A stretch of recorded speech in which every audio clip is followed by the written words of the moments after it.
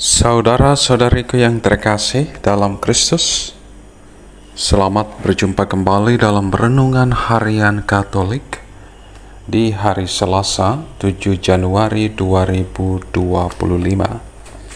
Pada hari ini, kita akan bersama-sama mendengarkan dan merenungkan firman Tuhan dari Injil Markus bab 6 ayat 34 sampai 44. Dalam nama Bapa dan Putra dan Roh Kudus. Amin. Tuhan bersamamu dan bersama rohmu. Inilah Injil Tuhan kita Yesus Kristus menurut Markus. Dimuliakanlah Tuhan.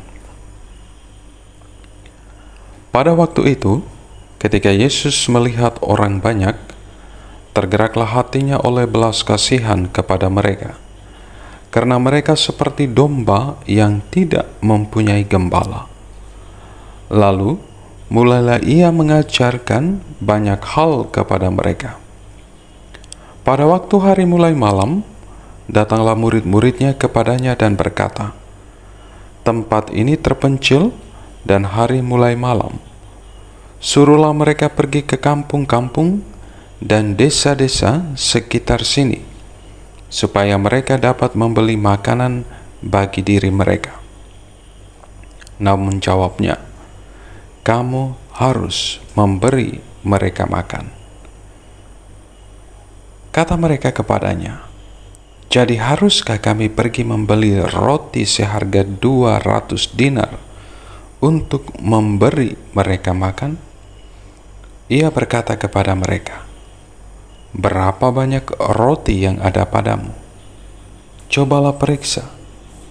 Sesudah mengetahuinya, mereka berkata, 5 roti dan 2 ikan. Lalu ia menyuruh mereka mengatur semua orang duduk berkelompok di atas rumput hijau.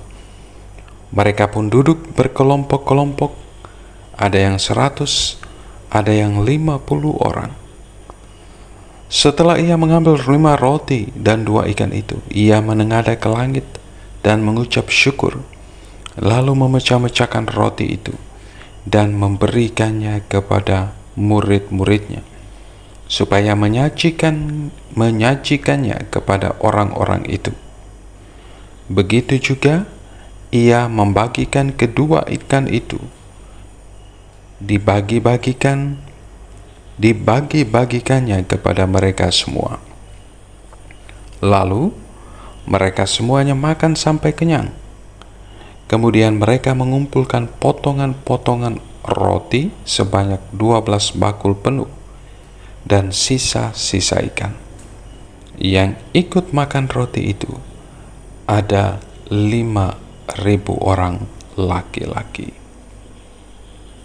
Demikianlah Injil Tuhan. Terpujilah Kristus.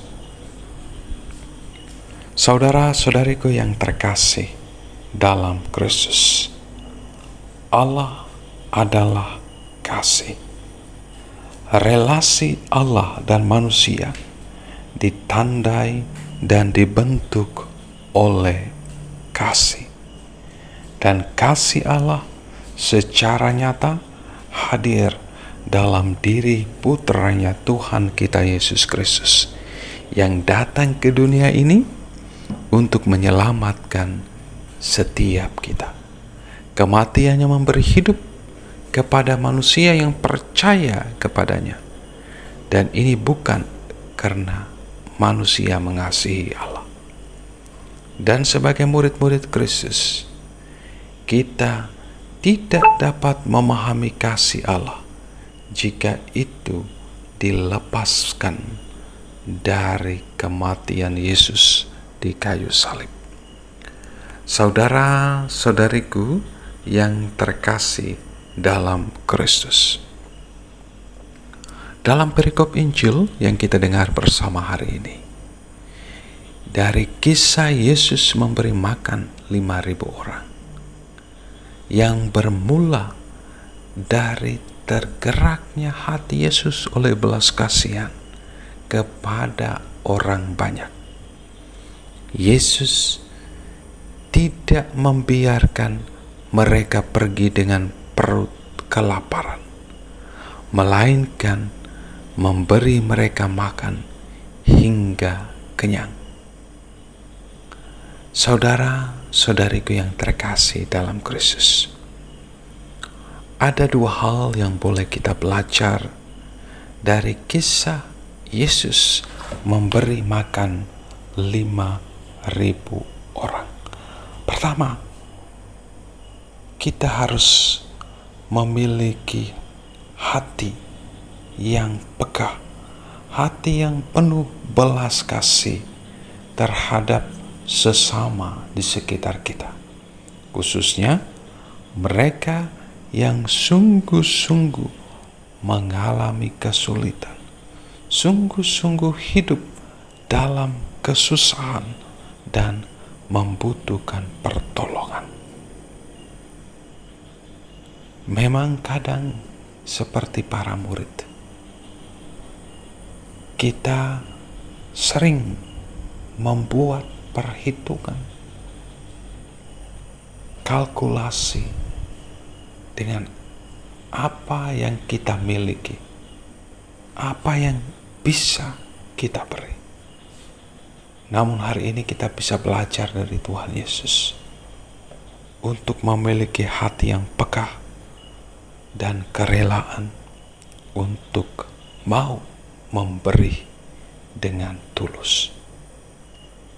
Saudara-saudariku yang terkasih dalam Kristus, hal kedua yang bisa kita belajar dari perikop Injil hari ini, bagaimana ketika Yesus hendak memberi makan 5.000 orang, dia menengadah ke langit, mengucap syukur, lalu memecah-mecahkan roti itu dan memberikannya kepada murid-muridnya. Dan kemudian murid-muridnya menyajikan kepada orang banyak. Tuhan Yesus selalu mengikut sertakan Allah Bapanya dalam karya perutusannya.